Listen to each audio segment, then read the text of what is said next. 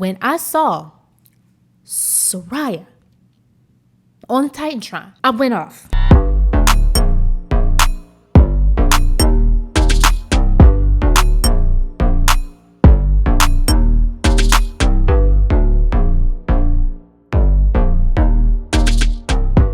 Welcome back to another episode of Wrestle Capsule, where you're going to be getting your weekly dose of pro wrestling talk.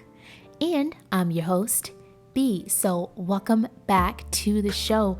Today we are going to be talking about Dynamite Grand Slam. Let's get into it. Oh my gosh. First to say on my show, this Dynamite was dynamite. So we're going to get into it right now. So the first match of the night was for the Ring of Honor World Championship. So it was a match between Claudio Castagnoli versus Chris Jericho. When Chris Jericho reversed Claudio Castagnoli's Ricola bomb, I freaking went off. Even when Claudio rolled through the walls of Jericho like it was nothing. And of course, Claudio did his signature swing. Oh my gosh, I remember when he used to do that in WWE, and like they were still like, even the fans in the crowd, they're like counting how many times.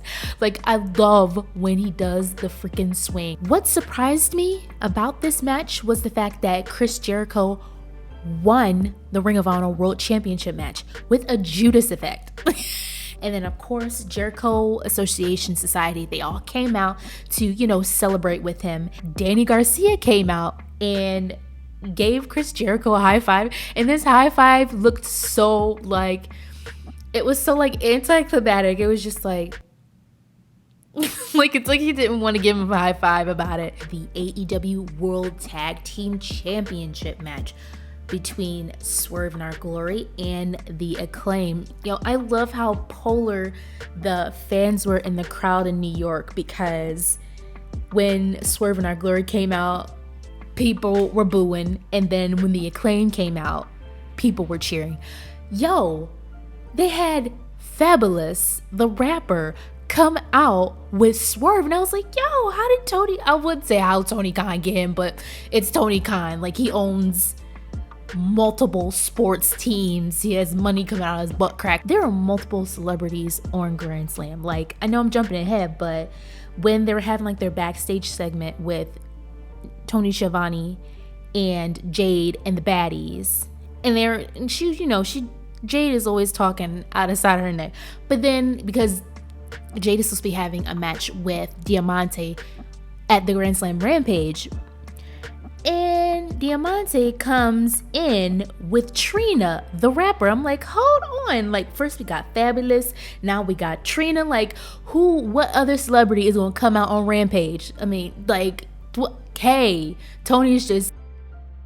But anyway, the match between Swerve and Our Glory and the Acclaimed. Can I just say that Keith Lee is such an impressive wrestler. I remember he got on the top rope, and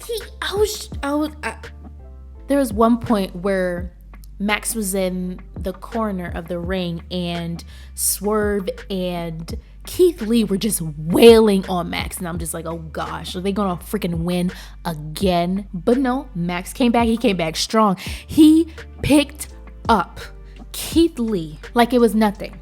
I knew it was bound to happen, where within Swerve and Our Glory, there's going to be some sort of issues, because Swerve had a boombox, freaking cheating, took a boombox and was trying to hit Max, but ended up hitting Keith Lee instead. And I'm like, oh God. But what really done it for me was when all four of the wrestlers, I believe they were all out of the ring, and they're fighting, and Billy Gunn, while the referee was not paying attention, got involved. But first I think it was Anthony Bowens who striked Swerve, and then Billy Gunn took it a step further while the referee was turned the other way. So Anthony did the arrival, and then right after, Max was on the top rope and was able to do the mic drop and pin Swerve for the 1, 2, 3. while Bones was like stopping Keith Lee from interfering. So the Acclaimed won the AEW World Tag Team Championship belts. I'm so glad that they did. I felt like this, even though I wanted it to happen at All Out, this was good too. I'm just glad that they won, and I hope that this means that Swerve and Our Glory is going to be disbanded. I hope this means that Swerve Strickland and Keith Lee are going to go their separate ways and have their own singles run, because I feel like that is going to elevate the men's division at AEW. Cut my music! Cut my music! How you doing, Shivani, you fat old brick?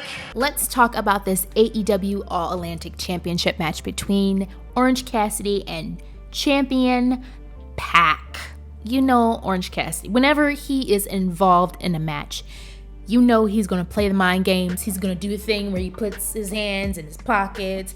He's going to do the light kick taps. You know he's going to do that. And especially since Pac and Orange Cassidy have such a feud with one another. It's been like this since the get-go. Since Pac came to AEW, these two have been at it. He would try to put his hands, you know, Pac he has zero patience for Orange Cassidy. Pac was going in, like he got on the top rope and he just crashed down on Orange Cassidy. Then he did a freaking suplex. What was funny was when Pac was on the top rope.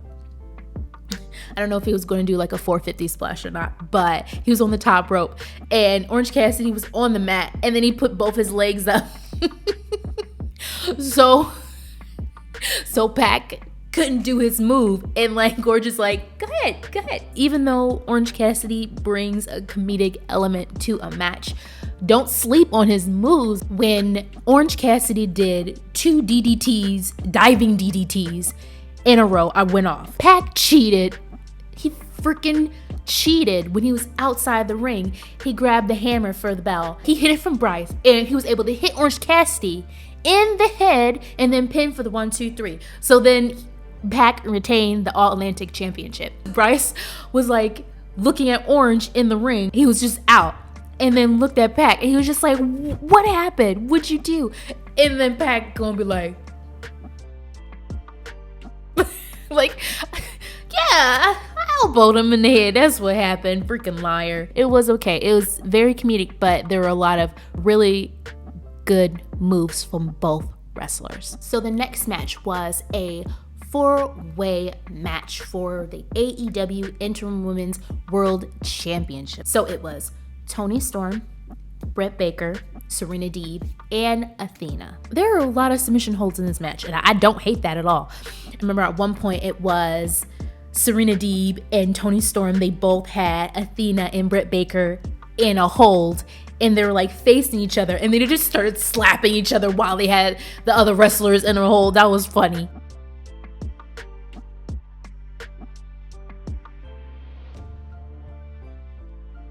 Even though you guys already know how I feel about Britt Baker, I have no problem giving credit where credit is due. And that swinging neck breaker that Britt Baker did, that felt like a tongue twister. The swinging neck breaker that Britt did was incredible. Like it was, yes, I said incredible. It was incredible. Okay, Britt, you better come back. But Reba, aka Rebel, always has to be in a match, interfere in a match that Britt Baker is in, and it's so freaking annoying. I know that Britt is heel, but I'm so tired of Rebel getting in the way. Stay home. It was Toni who pinned Britt Baker for the 1-2-3 to retain the AEW Interim Women's World Championship. That's a lot of words to say. And then Britt wasn't taking it very well, so in heel fashion, she started beating up Toni Storm, and then she started beating up Athena, and then Serena Deeb jumped in because she lost the match. She was like, hey, I'm just going to kick some A right now. Let's just handle this. And then Rebel was helping. This is one of the things that I was irritated about. So Jamie comes out as Britt Baker and Serena Deeb just going at it with Toni and Athena. And of course, they're fighting back.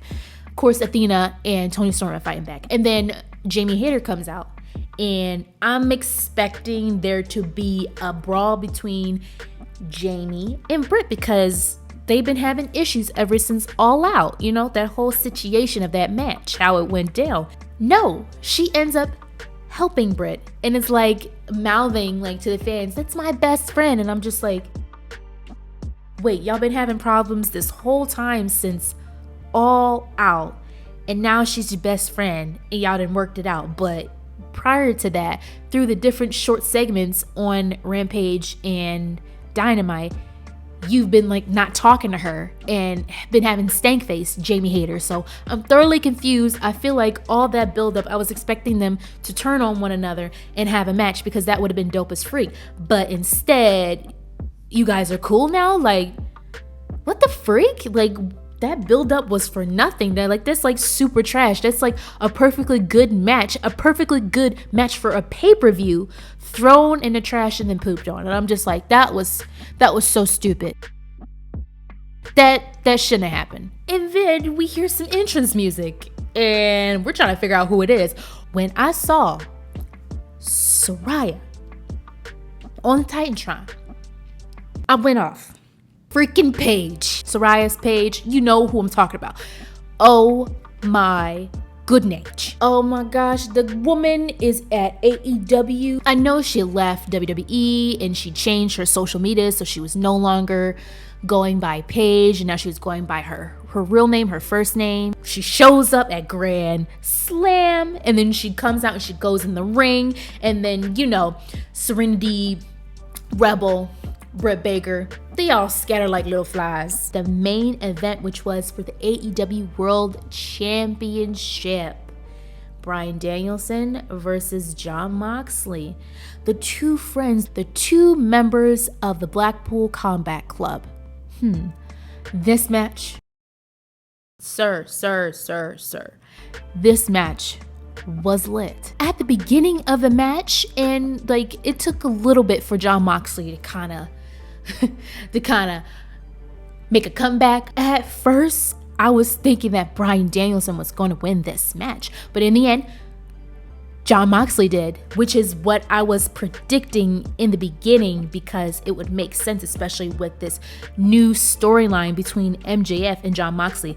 Jon Moxley essentially replacing CM Punk because he was supposed to win that, but we're not going to talk about that. Danielson was going out there with the chest chops and alternating. Like I think he went to every corner of the ring. He would do a chest, like he started off doing a whole bunch of chest chops and then he would do a chest chop and then he'd kick him. He even did a diving knee strike to Jon Moxley and he just went out of the ring. Yo, what was dope was when Jon Moxley was coming back and then he ended up doing Bryan Danielson's own submission move. I was just like, no, he is not doing the lapel lock on Bryan Danielson. It was essentially a back and forth with these two guys. Let me look at my notes. At one point, Moxley kicked out of, because Bryan was doing this crazy knee move on him, and I can't remember for the life of me what it's called. And he kicked out of it. It was like he freaking no-sold that. He was just like, if you don't get out of my face with that junk. And then after that, he put Bryan into a Boston Crab. They were doing like headstands, both of them at the same time, and they were like slapping each other. Jon Moxley, who won the AEW World Championship through a submission. Now Moxley is a 3-time AEW World Champion. So guys, let me know in the comments below what you thought about Grand Slam. Don't forget to like and subscribe for more episodes. Thank you guys so much for watching. But yeah, let me know what you thought. I want to know. Signing off, guys. Bye.